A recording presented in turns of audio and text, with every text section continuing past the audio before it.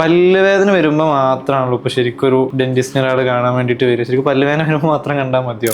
അത് ശരിയല്ല. Actually ideally നമ്മൾ പറയാറ് ഒരു 6 months കൂടുമ്പോൾ ഒരു ചെക്കപ്പിനാണ് പറയാറ്. ജസ്റ്റ് ചെക്കപ്പ്, അതിൽ നിങ്ങൾക്ക് അറിയാൻ പറ്റും എന്തൊക്കെ ബുദ്ധിമുട്ടുകളുള്ളത്.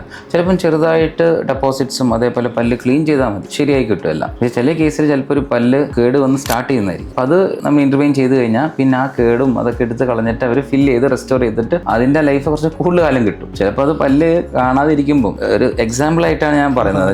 സിമ്പിളായിട്ട് ഒരു ഫ്രൂട്ട് ആലോചിക്കാം. നമ്മളൊരു പഴം, ഒരു ആപ്പിൾ ആയിക്കോട്ടെ, ആ ഒരു ആപ്പിളിൽ പകുതി ബാധിച്ചൊരു കേടുണ്ടോ, അത് നിങ്ങൾ പെട്ടെന്ന് എടുത്ത് കളയോ അല്ലെങ്കിൽ 2 ആഴ്ച കൂടി കഴിഞ്ഞിട്ട് ഇത് കളയാനാണോ പറയാ? പെട്ടെന്ന് ചെറുതായിട്ട് ആ കേട് എടുത്തു കഴിഞ്ഞാൽ ബാക്കിയുള്ളത് നമുക്ക് കൺസ്യൂം ചെയ്യാം.